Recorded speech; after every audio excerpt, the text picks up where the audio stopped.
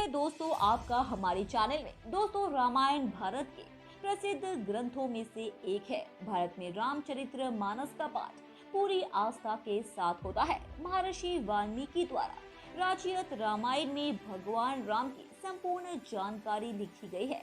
भगवान श्री राम से जुड़ी हुई कहानियों में तो ये लिखा है कि श्री राम का जन्म कैसे हुआ था और किस तरह से साधारण मानव रूप धारण करके पापियों का संहार किया और अपने पति धर्म मित्रता धर्म का परिचय समस्त सृष्टि के मानवों को दिया।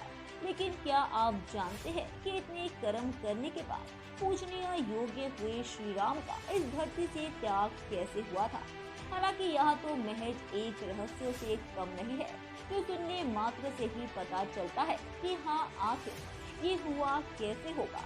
तो दोस्तों जी हाँ, आज हम आपको उनके धरती त्यागने के बारे में बताने जा रहे हैं, जो कि आपको भी सोचने पर मजबूर कर देगा कि आखिर क्या वजह रही हो जो तीनों लोगों के तेजस्वी भगवान श्री राम को धरती का त्याग करना पड़ा। दोस्तों प्रभु श्री राम का जन्म त्रेता युग में हुआ था।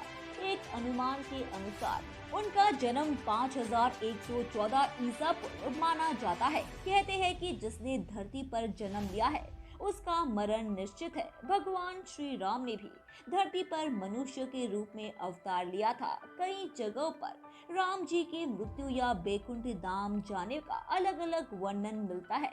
कई शोधकर्ताओं द्वारा अलग अलग तरह के प्रमाण दिखाए गए हैं। हालांकि सभी के स्रोत एक ही गति की ओर निवारण करते हैं। भगवान राम की मृत्यु के बारे में जो कथाएं मिलती है उनमें से कुछ कथाएं इस प्रकार है। कहा जाता है कि जब माता सीता को अपने पवित्र होने का प्रामाणिकता सिद्ध करने के लिए कहा गया तो उन्होंने परीक्षा देकर अपने पवित्र होने का प्रमाण दिया। लेकिन इसके पश्चात सीता जी अपने दोनों पुत्रों कुश और लव को राम जी को सौंप दिया और धरती माता ये कहा कि हे माता मुझे अपने अंदर समा लीजिए। माता सीता जी के इतना कहते ही धरती फट गई और देखते ही देखते वह भूगर्भ में चली गई। सीता जी की इस तरह से चले जाने के कारण राम जी व्यथित हो उठे और यमराज की सहमति से सरयू नदी के तट पर गुप्तार घाट में राम जी ने जल समाधि ग्रहण कर ली। भगवान श्री राम जी की मृत्यु के बारे में एक अन्य कथा भी मिलती है, जिसके अनुसार पवन पुत्र हनुमान जी की अयोध्या में अनुपस्थिति के समय यमदेव ने नगर में प्रवेश किया और संत का रूप धारण कर वह राम जी के पास उनके महल में गए। संत वेश धारण किए हुए यमदेव ने श्री राम से कहा कि हम दोनों के बीच की वार्ता गुप्त रहेगी। वे राम से एकांत में बात करना चाहते थे। यमराज जी ने राम जी के समान एक शर्त रखी, यदि हमारे वार्तालाप करते समय हमारे बीच कोई आया तो द्वारपाल को मृत्यु दंड मिलेगा। राम ने वचन दे दिया, लेकिन उस समय हनुमान जी वहां उपस्थित नहीं थे। द्वारपाल बनाकर खड़ा किया गया, जिसके बाद यमदेव अपने असली रूप में आ गए और राम जी से कहा कि प्रभु अब आपको अपने लोक लौटना होगा। धरती लोक पर आपका जीवन पूर्ण हो चुका है।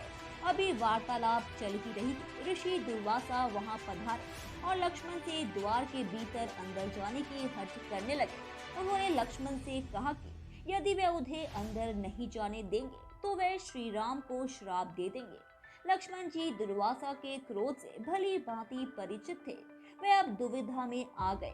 आज्ञा का उल्लंघन करके ऋषि को अंदर जाने देते हैं तो मृत्यु दंड मिलेगा, और अगर वे दुर्वासा को अंदर प्रवेश नहीं करने देते हैं तो ऐसे में प्रभु राम को श्राप दे देंगे और अपने प्राणों की चिंता न करते हुए दुर्वासा को अंदर जाने की अनुमति दे दी। वार्तालाप भंग हो गए। राम जी सोचने लगे कि अब उन्हें अपने प्रिय अनुज लक्ष्मण को मृत्यु दंड देना होगा।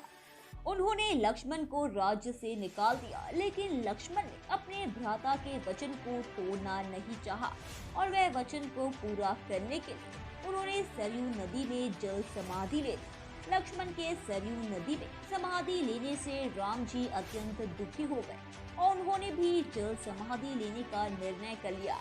माना जाता है कि जब राम जी ने सरयू नदी में जल समाधि ली तो उस समय हनुमान, जाम्बवत, सुग्रीव, भरत, शत्रुघ्न आदि सभी लोग उनके साथ वहीं पर उपस्थित थे।